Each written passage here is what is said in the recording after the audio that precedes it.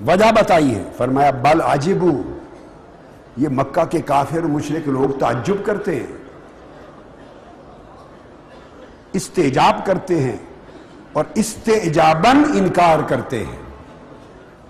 ان کا انکار مبنی بر تعجب ہے، حیرت پر انکار کرتے ہیں، اور وہ کیا؟ ان جاءہم منذر منہم، یہ ایک ایسے فتنے کو اللہ نے رد کیا جو تخلیق آدم کے وقت سے چلا اور آج تک چلا آ رہا ہے۔ اے اہل پاکستان، اے اہل ہندوستان، اے اہل بنگلہ دیش، میں اہل ہندوستان کو بھی اس لیے خطاب کر رہا ہوں، پاکستانیوں تم تو یہی سمجھتے ہو کہ تم عاشقان رسول ہو، کبھی سرزمین ہند کے مسلمانوں کو دیکھو، خدا کی قسم عشق رسول کا نظارہ تو وہاں نظر آتا ہے، ہندوستان کی سرزمین پر۔ اور کبھی میرا جی کرتا ہے کہ میں ہندوستان کے مسلمانوں کے ساتھ ہی رہ لوں، ادھر ہی رہ پڑوں۔ وہ عاشقان رسول ہیں، دیار کفر میں اپنے عقیدے کو حضور کے عشق کی شمع سے بچا رہے ہیں، اہل ہند۔ تو اللہ پاک نے فرمایا یہ بنیادی ایک فتنہ ہے، اور یہی فتنہ آج تک غارت گر ایمان ہے۔ ابتدا بھی اسی فتنے سے ہوئی، آج بھی یہی فتنہ ہے۔ اور وہ فتنہ کیا ہے؟ قرآن مجید نے کہا میرے محبوب آپ کی نبوت اور رسالت کا اور آپ کی عظمت کا انکار تعجب کی وجہ سے کرتے ہیں، حیرت زدہ ہیں۔ بل عجبو، استعجاب میں، حیرت میں گم ہیں اور انکار کرتے ہیں، اور کہتے کیا ہیں؟ ان جاءہم منذر منہم، ہم میں سے کوئی رسول بن گیا، ہم ہی میں سے، فلاں کا بیٹا،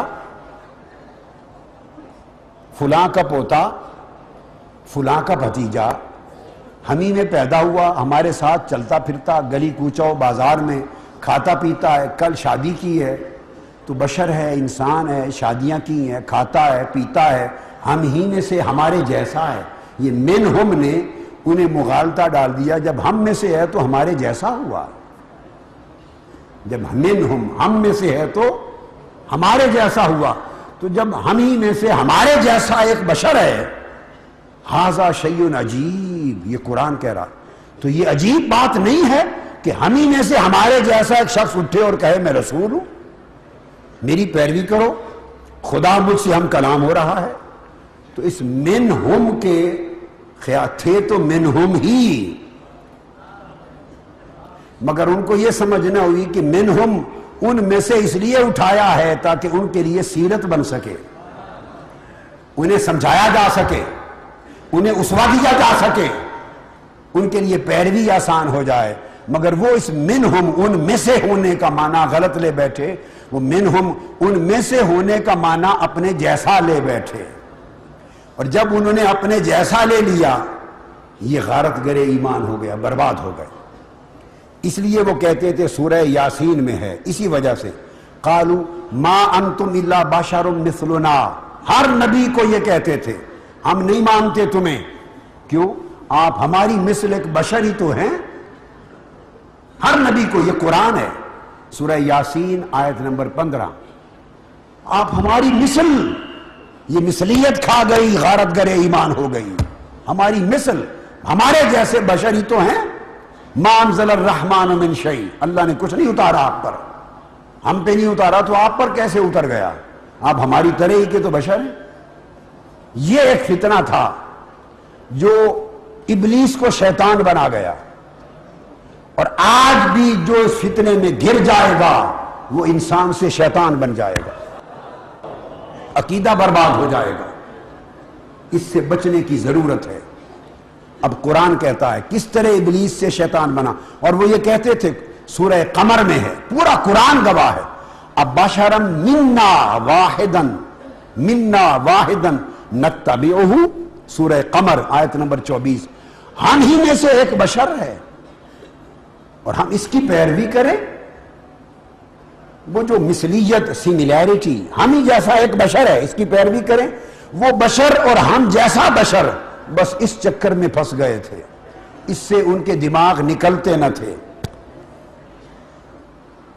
قرآن مجید دوسرے مقام پر سورہ یاسین، ما انتم الا بشر مثلنا، تم کیا ہو، ہماری جیسے بشری تو ہو، یہ نبیوں کو کہتے۔ اب قرآن بیان کرتا ہے کہ لوگوں یہ فتنہ شروع کب سے ہوا؟ یہ تب سے شروع ہوا جب حضرت آدم علیہ السلام کی تخلیق ہوئی۔ پیکر بشری آدم علیہ السلام کا جب بنا تو اللہ رب العزت نے فرمایا انی خالق بشرا من صلصال من حمأ مسنون، سورہ ہجر آیت نمبر 28۔ اللہ پاک نے خود فرمایا کہ میں ایک پیکر بشریت بنا رہا ہوں بودار گلی ہوئی مٹی سے۔ یہ ایک حکم تھا۔ اللہ پاک نے 2 آرٹیکلز جاری کیے، 2 کمانڈمنٹس۔ ایک میں فرمایا کہ میں پیکر بشری بنا رہا ہوں، بشریت آدم کا اعلان کیا۔ اس کے بعد اگلی آیت نمبر 29 میں دوسرا اعلان کیا، فرمایا فَإِذَا سَوَّيْتُهُ وَنَفَخْتُ فِيهِ مِن رُوحِي، جب میں اس کو پورا کر لوں، سنوار لوں وَنَفَخْتُ فِيهِ مِن رُوحِي، اور اس کے اندر میں اپنی روح پھونک دوں۔ یہ دوسرا آرٹیکل تھا، پیکر بشری بنا لوں اور اس میں اپنی روح پھونک دوں۔ فَقَعُوا لَهُ سَاجِدِينَ، جب میری روح کا چراغ اس میں روشن ہو جائے تو فرشتوں پھر سجدہ ریز ہو جانا۔ تو پتہ چلا کہ وہ سجدہ جب پیکر بشری بنایا تھا، اس پیکر بشری کو نہیں کروایا جا رہا تھا۔ وَنَفَخْتُ فِيهِ مِن رُوحِي، جب میری روح کا چراغ اس میں جلنے لگے، جب میرے نور کو اس کے اندر جلتا دیکھو اس کے باطن میں، تب سجدہ ریز ہو جانا، اس کی تکریم تھی۔ تو کیا ہوا؟ فرشتوں نے پیکر بشریت کو دیکھنا چھوڑ دیا، اگلی بات پکڑ لی کہ ہے پیکر بشریت مگر اس کے اندر نور حق کا چراغ روشن ہے۔ اس نے اللہ کے نور کو جلتا دیکھا، سجدہ ریز ہو گئے۔ اور شیطان چونکہ بدبخت تھا ابلیس، وہ اڑ گیا۔ اس نے کیا کیا؟ اس نے اللہ کے نور اور روح کے چراغ کی طرف نگاہ نہیں کی۔ وہ جو پہلے پیکر بشریت کا ذکر آیا تھا اس کی نگاہیں اسی میں اڑ گئی، وہ اسی میں پھنس کے رہ گیا۔ وہ پیکر بشریت سے آگے اس کی نگاہ گزر ہی نہیں سکی، اسی بشریت کی دیوار میں رک گیا۔ چراغ تو اندر جل رہا تھا کمرہ باطن میں، اب وہ دیوار بشریت سے گزرتا تو اندر جلتا ہوا چراغ حق نظر آتا، وہ دیوار کے باہر رہا اور پھنس گیا بشریت کے پیکر میں۔ جب پھنس گیا تو سجدہ نہیں کیا۔ جن کی نگاہ نور حق کے جلتے ہوئے چراغ تک پہنچ گئی، یا یوں سمجھے جنہوں نے حضرت آدم کے باطن کو جھانک لیا وہ سجدہ ریز ہو گئے۔ جو ظاہر میں پھنس گیا، فقط ظاہر گیا، وہ اڑ گیا، سجدہ نہیں کیا۔ آگے قرآن میں آتا ہے تو اللہ تعالیٰ نے پوچھا یا ابلیس ما لک الا تکون مع الساجدین۔ یہاں ایک خاص نکتہ سمجھانا چاہتا ہوں۔ اللہ پاک نے پوچھا ابلیس تم نے سجدہ کیوں نہیں کیا، بتاؤ کیا وجہ ہے؟ اب 2 کام ہوئے ہیں یہاں پر، یہ بات بڑی توجہ سے سمجھ لیں۔ اللہ کا حکم تھا سجدہ کرو، ابلیس نے سجدہ نہ کیا، حکم کی نافرمانی ہوئی۔ کیا؟ حکم کی نافرمانی ہوئی۔ یہ حکم کی نافرمانی، حکم دیا سجدہ کر، اس نے ابھی تک زبان سے کچھ نہیں کہا، بس سجدہ نہیں کیا۔ اس نے ہم سب کو حکم دیا ہے نماز پڑھو، کتنے ہیں جو ساری زندگی نماز نہیں پڑھتے؟ حکم کی نافرمانی ہوئی۔ تو فقط اس لمحے تک جب تک وہ نافرمان تھا، فاسق تھا، فاجر تھا، نافرمان تھا، مگر کافر نہ ہوا تھا۔ اگر کافر ہو جاتا، ہو گیا ہوتا تو اللہ تعالیٰ اس سے پوچھتا ہی نہیں۔ یہ جو پوچھا ما لکا، یا ابلیس خطاب کیا، ما لکا اللہ تکون مع الساجدین، اس کو سماعت کا موقع دیا۔ اس کو انگلش میں کہتے ہیں، اللہ نے اپنی کورٹ میں ہیئرنگ کا موقع دیا۔ تمہیں موقع دیتا ہوں، وجہ بتاؤ، اپنا دفاع کرو، بتاؤ تم نے سجدہ کیوں نہیں کیا؟ تو ہیئرنگ کا موقع دیا۔ اگر وہ اس نافرمانی سے ہی کافر ہو گیا ہوتا اور راندہ درگاہ ہو گیا ہوتا اور ابلیس ملعون ہو گیا ہوتا تو اس کو ہیئرنگ کا موقع ہی نہ دیا جاتا، سجدہ نہ کرنے پر دھتکار کے نکال دیا جاتا، نکل جاؤ تم کافر ہو گئے، بس پوچھا ہی نہ جاتا۔ پوچھنا کاہے کو؟ یہ جو اللہ رب العزت نے پوچھا بتاؤ کیوں سجدہ نہیں کیا، ہیئرنگ کا موقع دیا کہ اپنا عذر بتاؤ، تو پتا چلا ابھی تک وہ نافرمانی میں تھا، فسق و فجور میں تھا، نافرمان تھا، گرفت میں آ گیا تھا، مگر کافر و ملعون ابھی نہیں بنا تھا۔ اس سے پوچھا بتاؤ کیوں سجدہ نہیں کیا؟ اب اس نے جواب دیا، جواب میں اس نے کہا، اب شیطان کا جواب آ رہا ہے، اس نے کہا میں نے سجدہ تردد جو کیا اس لیے نہیں کیا باری تعالی، لم اکن اسجد لبشر،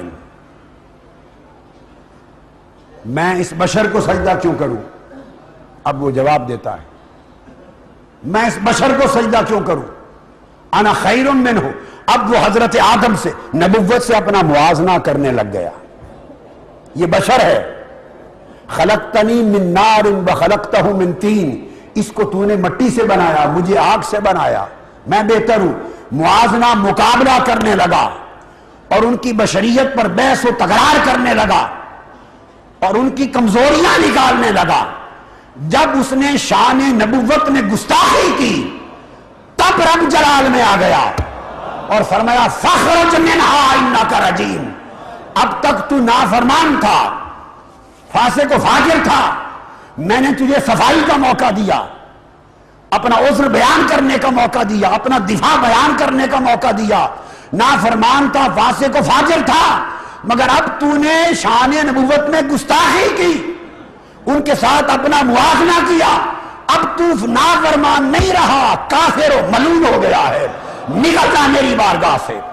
تو گویا ابلیس کو کافر، ملعون اور شیطان فقط نافرمانی نے نہیں بنایا، فقط نافرمانی نے نہیں بنایا، بلکہ نافرمانی پر گستاخی نبوت نے ابلیس سے شیطان کر دیا۔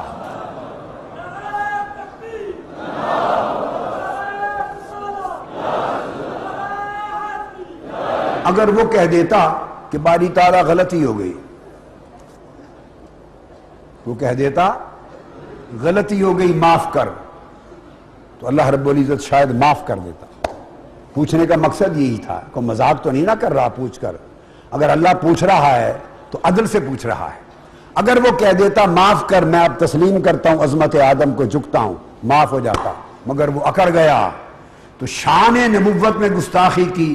اس نے کہا جب تک صرف میرے حکم کی نافرمانی تھی، میں نے تمہیں نافرمان ٹھہرایا، فاسق و فاجر ٹھہرایا، مگر پھر بھی گنجائش رکھی کہ چلو بتاؤ کیوں نہیں کیا، مگر اب شان نبوت میں گستاخی کی ہے، جو شان نبوت میں گستاخی کرے اس کی کوئی گنجائش بارگاہ الہی میں نہیں ہے، نکل جا ملعون ہو کر۔